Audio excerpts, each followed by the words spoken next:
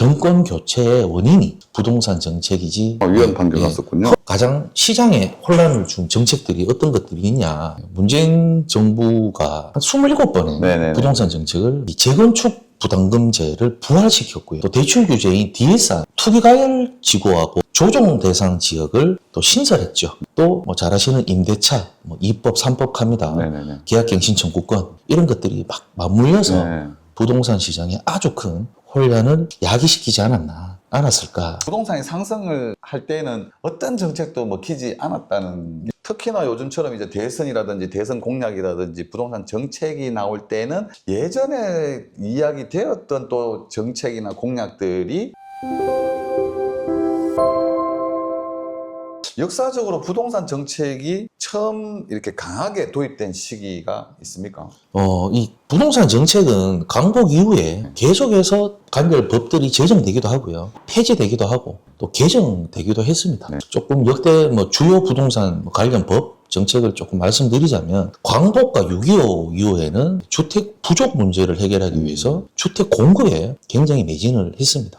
박정희 정부 시절 이제 60년 초반에 이 부동산과 관련한 법들이 대부분 제정되었다라고 볼 수 있는데 뭐 건축법, 네. 뭐 도시계획법, 뭐 토지수용법 등등 그런 것들이 만들어졌고 70년대 초반에 들어와서는 개발 제한 구역도 만들어졌었죠. 네. 그리고 이제 전두환 정부 넘어와서는 택지개발촉진법, 이것이 이제 우리 신도시를 공급하는데 기반이 된 법률이죠. 이 법이 만들어지고 이때 또 주택임대차 보호법이 만들어졌습니다. 네. 공인중개사 제도도 이때 80년대 80년대. 초반에 네네, 맞습니다. 만들어졌고요. 토지거래허가제도 전두환 정부 때 실시했습니다. 그리고 이제 노태우 정부에서는 토지 공개념 이런 얘기가 좀 화두가 많이 됐었는데 이 토지의 소유와 처분에 있어서 제한을 가하는 이런 법률들이 만들어졌었죠. 그래서 뭐 택지 소유에 관한 법률, 네. 뭐 토지 초과 이득세법, 그리고 개발이익 환수에 관한 법률, 요 세 가지가 제정되었습니다. 네.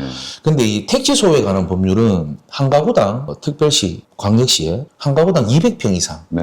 땅을 갖지 마라. 뭐 이런 법이었고, 토지 초과 이득세법은 이제 지가가 상승하면 그 상승한 부분을 초과 이득으로 보고 세금은 뭐 30%, 50% 매겨서 환수하는 정책이었는데 이 두 가지 정책은 위헌으로서 폐지가 됐고 위헌 판결 났었군요. 헌법을 위반했다는 거예요. 지금 살아있는 것은 개발이익 환수에 관한 법률, 즉 개발 부담금만 살아있는 상황이었고요. 또 노태우 정부 때 이제 200만 가구 네네. 공급 계획이 있었습니다. 굉장한 물량이죠. 근데 이때 1기 신도시, 5대 신도시에는 공급 물량은 한 30만 호 정도밖에 되지 않았고요. 170만 호를 어디서 맞췄냐? 다 지방에서 만들어냈다는 거죠. 우리 대구를 예를 들면 시지, 법문, 지산법물동. 지산법문, 네네네. 또 시지, 그리고 성서, 80년대 후반. 90년 초 중반까지 칠곡, 성서 이런 대단지 아파트들이 만들어지면서 이제 본격적으로 아파트 위주의 주거 환경이 정착하는 그런 시기가 됐습니다.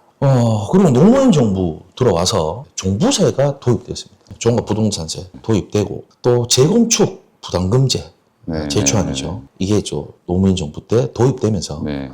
많은 규제들이 발생을 했죠. 역대 정부에서 가장 시장에 혼란을 준 정책들이 어떤 것들이 있냐, 강하게 정책이 어떤 게 나왔냐, 뭐 이렇게 보면 다 혼란을 주지 않았습니까? 맞습니다. 근데 우리가 지난 정권이죠. 예, 문재인 정부가 한 27번의 네네네. 부동산 정책을 얘기했다고 합니다. 좀 거의 매달 내지 한 달에 뭐 2번씩 좀 네. 과했죠. 근데 이 문재인 정부가 정책을 발표하면서 나왔던 것들이 이 재건축 부담금제를 부활시켰고요. 네네. 또 대출 규제인 DSR을 네. 도입했습니다. 네.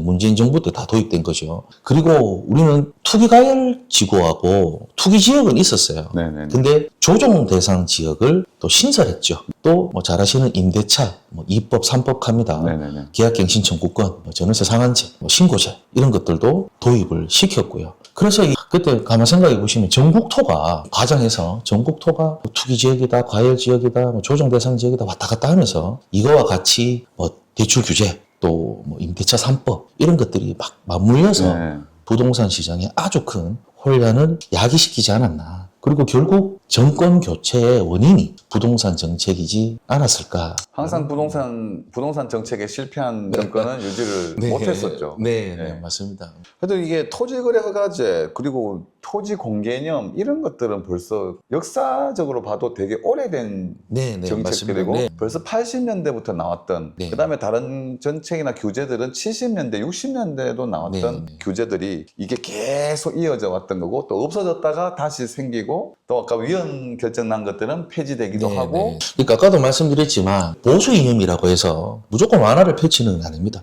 많은 규제들이 보수 정권 때도 다 이루어졌었고요. 물론 진보 정권에서는 완화 정책보다는 보수로 가긴 했지만 따라서 이 정책이라는 것은 좀 시장 상황에 맞춰서 네네. 좀 유동적으로 변화를 해야 하지 않을까라는 생각을 해봅니다.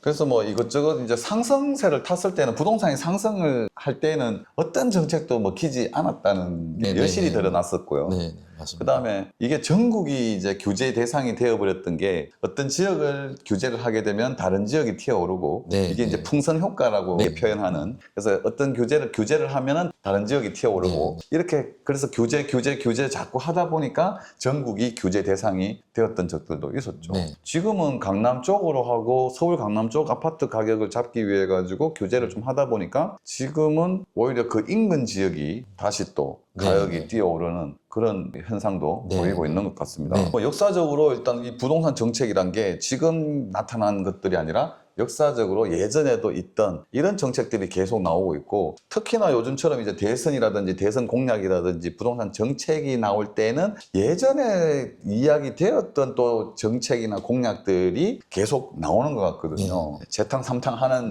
그런 정책들도 있는 것 같습니다. 근데 거의 다 대부분이 실패를 많이 했던 그런 정책들도 네. 좀 있는 네. 것 같고요. 네. 근데 뭐 새롭게 이렇게 탁 부동산 문제점들을 해결할 수 있는 정책이다. 이런 정책이나 공약이 나오는 건 좀 쉽지 않은 것 같습니다. 예전 거를 재탕하는 그런 내용들이 좀 많이 있는 것 같고요.